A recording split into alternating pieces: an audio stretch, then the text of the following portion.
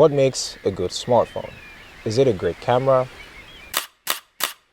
Or is it the display and how we interact with our phones in our daily lives? Or is it the battery life and how long we can stay on our phones? Or is it the justification of our choice and how we feel about those choices every single day? These are just a few questions I ask myself, and the S24 Ultra is not an exception. Why should you buy this phone? Or what makes this phone so unique? Why should you spend $1,300 on this phone when there are other phones that can give you better value? And the answer is, there is no answer. Honestly, if you're watching this video, then you've most likely purchased an S24 Ultra and you more or less want to justify your purchase. On the other hand, maybe you've been thinking about buying one and this video will help you pull that trigger, or just maybe you like watching tech videos. Either way, welcome to my real world review of the Galaxy S24 Ultra after a month of using this every single day. Let's go.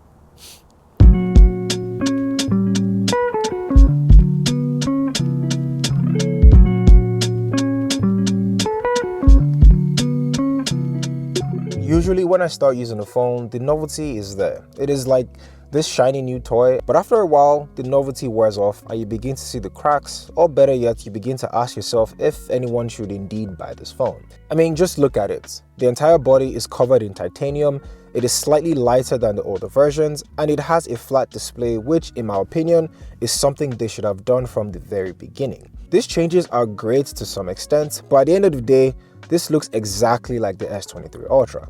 Now, if you wanted to change your phone based upon the new design or the new form factor or even the color, it is not worth it. Even though design is important to me and most people, in this case, it is not enough. How I have interacted with the S24 Ultra is exactly how I used the S23 Ultra.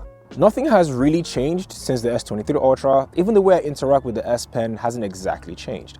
If I'm being completely honest, it is a very forgettable feature.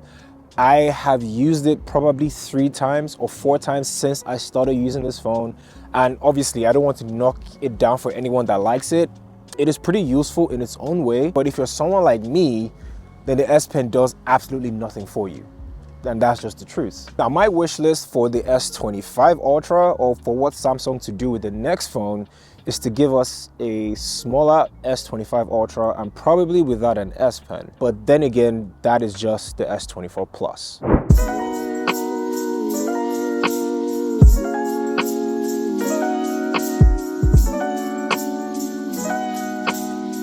Being a creator, especially a tech creator, when we get phones, testing out the display is very important.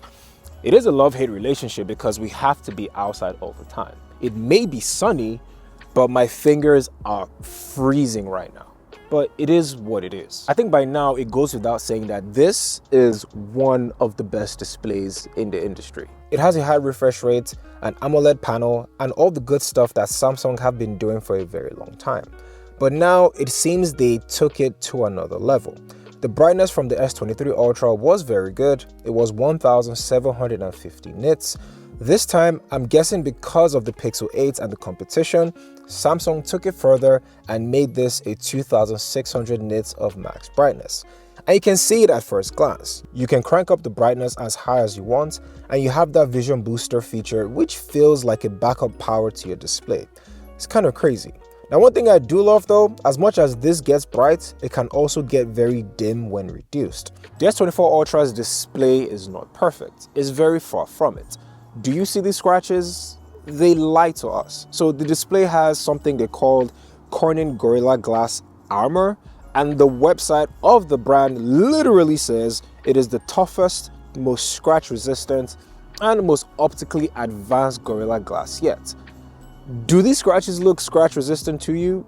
It's false advertising. But I guess it's all the fancy marketing terms at this point. After I discovered my scratches on my display and at the bottom of my phone, I decided to take extra caution just in case this happens again, and I settled on these cases from ESR, and they're not just your normal cases, they are MagSafe compatible. Full disclosure, they did send me these cases, and even at that, these cases really take it up to the next level. Long gone are the days where iPhone users have all the MagSafe accessories to themselves. With these ones, you can wirelessly charge your phone on the go or attach any MagSafe accessory. If you like watching movies or having your phone propped up to see all your notifications, they have a flip stand case which works very well. It can go horizontally and vertically to whatever position you prefer. Now, while those things are nice to have, my major concern is protection, and these ESR cases more or less level up the protection of my S24 Ultra, and I'm pretty sure if I had these earlier, my scratches around my phone won't be possible. So don't be like me. If you just ordered the S24 Ultra or you're about to, make sure you get one of these cases from ESR by clicking the link in my description below. Thanks to ESR for sponsoring this video.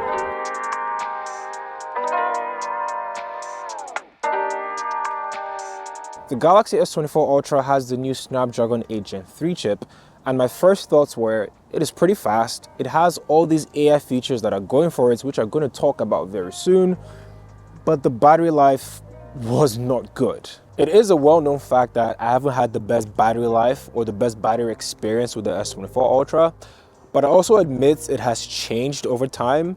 It basically went from 4 to 6 hours of screen on time to 8 to 10 hours in the span of 2 weeks after I made my first video. I'm also happy I didn't really need to deactivate any feature or limit my background of anything. So that was a nice to have. I guess the adaptive battery finally just kicked in, so it's better late than never.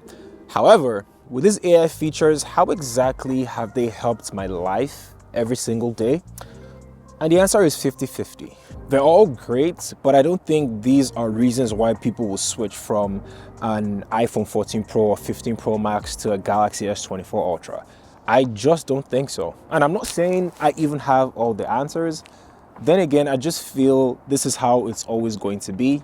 iOS versus Android, Apple versus Samsung, and that doesn't sound like fun. Hopefully, with the release of the new Apple Vision Pro, this is going to take us to like a new realm of mobile or spatial computing, AR, VR.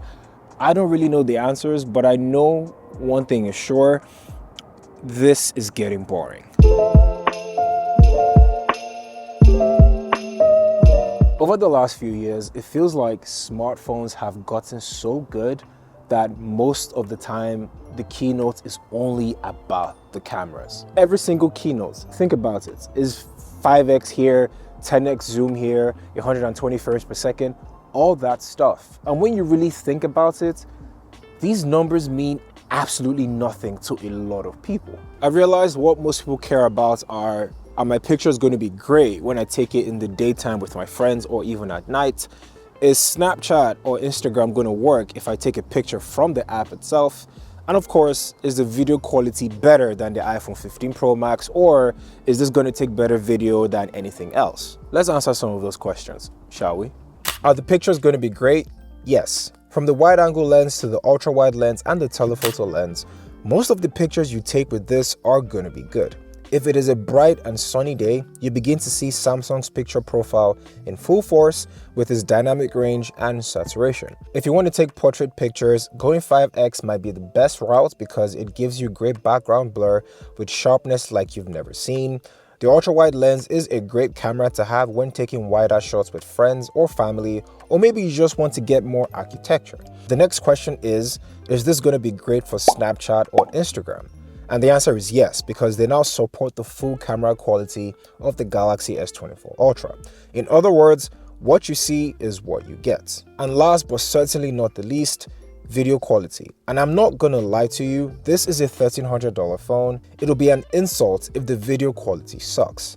But this shoots in 8K, the highest of them all. You can also go pro video if you want to control things like the ISO or your shutter speed and whatnot. I wouldn't still put this above the iPhone 15 Pro Max, but it is up there as one of the best. So I ask again, what exactly makes a good smartphone? And that is a question you as a person need to answer before spending $1,300 or $1,000 on any other phone at the moment. For me, smartphones are at an all-time high in terms of their displays or their cameras, all the new features. But there is one thing a lot of companies are failing at, and that is battery life. I want us as consumers to reach a place where battery life is not a concern. That, coupled with the other features, I think makes a good smartphone.